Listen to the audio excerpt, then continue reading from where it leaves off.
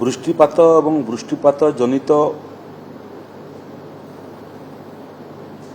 ବନ୍ୟା ପରିସ୍ଥିତିର ବ୍ୟାପକ ପରିବର୍ତ୍ତନ ଆସିବା ସତ୍ତ୍ୱେ ନିସ୍ତାର ମିଳୁନାହିଁ। ଏ କ୍ରମରେ ବିଗତ 48 ଘଣ୍ଟା ଧରିକରି ଓଡ଼ିଶାର 6ଟି ଜିଲ୍ଲାର 52 ଗୋଟି ବ୍ଲକ 227 ଗୋଟି ଗ୍ରାମ ପଞ୍ଚାୟତ 503 ଗୋଟି ଗାଁ ଏବଂ 2,70,212 ଲୋକ ପ୍ରଭାବିତ ହୋଇଥିଲେ। ସବୁଠାରୁ ବେଶୀ ମୟୂରଭଞ୍ଜ ଜିଲ୍ଲା, କେନ୍ଦୁଝର ଜିଲ୍ଲା ଏବଂ ତାପରେ ବାଲେଶ୍ୱର, ଭଦ୍ରକ ଏବଂ ଯାଜପୁର ଜିଲ୍ଲା ପ୍ରଭାବିତ ହୋଇଥିଲା। ସେମାନଙ୍କ ଭିତରୁ ଆମେ 93,406 ଲୋକଙ୍କୁ ସ୍ଥାନାନ୍ତରିତ କରିଥିଲୁ ଏବଂ ସେମାନଙ୍କ ଭିତରୁ 92,466 ଜଣ ବ୍ୟକ୍ତି ବିଭିନ୍ନ ରିଲିଫ ସେଣ୍ଟରରେ ଅବସ୍ଥାପିତ ହୋଇଥିଲେ। 222ଟି ରନ୍ଧାଘର ଅପରେସନାଲ ହୋଇଥିଲା ଏବଂ ଆଜି ମଧ୍ୟ ସମୀକ୍ଷା ସମୟରେ ଆମେ ଯେଉଁ ଶେଷ ରିପୋର୍ଟ ନେଉଥିଲୁ ତାର ଆଧାରରେ ଇଏ ବିଗତ 2 ଦିନ ମଧ୍ୟ 3,704 ହେକ୍ଟର ଜମିର ଫସଲ ନଷ୍ଟ ହୋଇଛି ଏବଂ ପ୍ରଭାବିତ ହୋଇଛି। କିନ୍ତୁ ଟିକେ ସମସ୍ତଙ୍କ ପାଇଁ ଆଶ୍ୱସ୍ତି ଯେ ଆଜି ଅଗଷ୍ଟ 15 ଦିନ ବିଶେଷ ବୃଷ୍ଟିପାତ ଓଡ଼ିଶାର କୌଣସି ଜାଗାରେ ହେଇନାହିଁ। ସ୍ୱଳ୍ପ ବୃଷ୍ଟି ହେଇଛି କିମ୍ବା ଅନାବୃଷ୍ଟି ହେଇଛି, ଯାହାର ଫଳରେ ବିଭିନ୍ନ ନଦୀର ଯେଉଁ ଜଳପତନ ଡେଞ୍ଜର ଲେଭେଲ ଉପରକୁ ପଳେଇଥିଲା ଧୀରେ ଧୀରେ କରି ସେଇଟା କମିବା ମଧ୍ୟ ଆରମ୍ଭ କଲାଣି। ଆଗକୁ ମଧ୍ୟ ଆଜି ରାତ୍ରିରେ କମିବ। ସେ କ୍ରମରେ କେବଳ ସୁବର୍ଣ୍ଣରେଖା ନଦୀର ରାଜଘାଟ ଏବଂ ମାଥାନି ଇଏ 2ଟା ଜାଗା ଛାଡ଼ିଦେଲେ ବାକି ସବୁ ଷ୍ଟେସନରେ ପାଣି ଡେଞ୍ଜର ଲେଭେଲ ତଳକୁ ପଳେଇ ଆସିଲାଣି। ରାଜଘାଟ ଏବଂ ମାଥାନିରେ ମଧ୍ୟ ଡେଞ୍ଜର ଲେଭେଲକୁ ମୋଟାମୋଟି ଟଚ୍ କରୁଛି ଏବଂ ଖସିବା ସ୍ଥିତିରେ ଅଛି। ଆଜି ରାତି ଭିତରେ ଆହୁରି ବ୍ୟାପକ ଭାବରେ ବିଭିନ୍ନ ନଦୀ ବନ୍ଧର ଜଳପତନ କମିବ। କିନ୍ତୁ ପୁଣି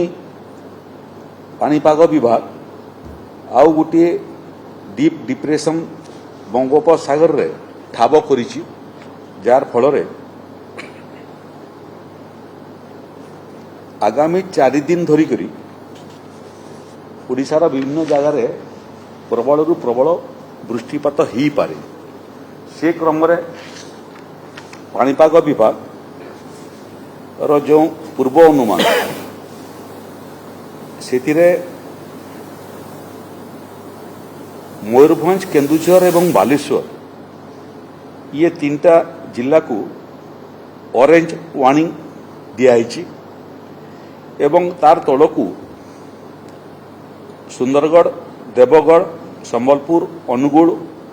ଢେଙ୍କାନାଳ, ଖୋର୍ଦ୍ଧା, ପୁରୀ, ଜଗତସିଂହପୁର, ଯାଜପୁର, କେନ୍ଦ୍ରାପଡ଼ା, କଟକ, ଭଦ୍ରକ ଭଳିଆ ଜିଲ୍ଲାକୁ ୟେଲୋ ୱାର୍ଣ୍ଣିଂରେ ରଖାଯାଇଛି। ଜିଲ୍ଲାପାଳମାନଙ୍କ ସହିତ ଜଳସେଚନ ବିଭାଗର ପ୍ରିନ୍ସିପାଲ ସେକ୍ରେଟାରୀ ମଧ୍ୟ ଉପସ୍ଥିତ ଥିଲେ मोर एसआरसी से एवं तांकर टीम उपस्थित थिले एवं एनर्जी विभाग एडिशनल चीफ सेक्रेटरी से भी उपस्थित थिले जिलापाल माने मध्य उपस्थित थिले ये बाबद आमे जिलापाल मान सांगे प्रस्तुति बाबद वर्तमान पोजिशन बाबद एवं आकु पुणी जोटा गोटे लघुपात सृष्टि होची तार प्रस्तुति बाबद आलोचना करथिलु एथिरे मयूरभंज तृतीय दिन कहले 17 तारीख 8:30 रु 18 तारीख 8:30 पर्यंत दुईटा जिला बालेश्वर एवं मयूरभंज याकू रेड वार्निंग जारी होईची बाकी अन्य जिला माने मध्य से भलिया ऑरेंज जोन एवं येलो जोन रे अछंती तेणु सबु जगार ओडीआरएफ एनडीआरएफ एवं फायर ब्रिगेड रो टीम सब उपस्थित अछंती जिलापाल मान कहीचु आमे जे समस्ते एसआरसी संगे संपर्क रे रहंतु जेतेबेले जहा आवश्यक पड़िबो निसंकोच रे जेतेबेले चाहिए से माने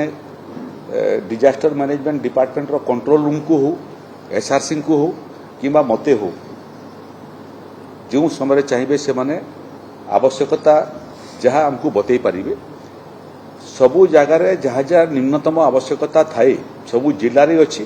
एवं जिला पाखरे मध्य ओडीआरएफ एनडीआरएफ एवं फायर ब्रिगेड जो टीम माने अछंती से माने मध्य कौनसी नोटिस रे सांगे सांगे पहुंची पारिबे एबे जो जिला मान कथा मु उल्लेख करूली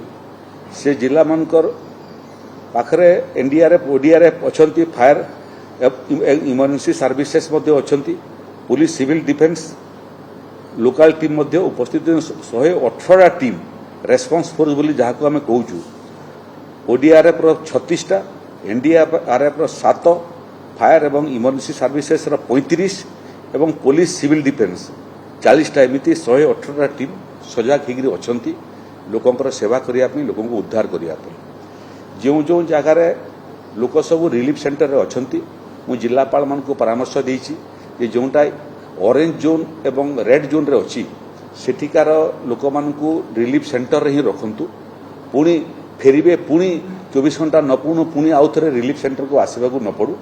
से घर जगिबा दायित्व मध्य पुलिस प्रशासन आम कथा एत पर्यंत कौन चोरीर रिपोर्ट आम पाक आसी ना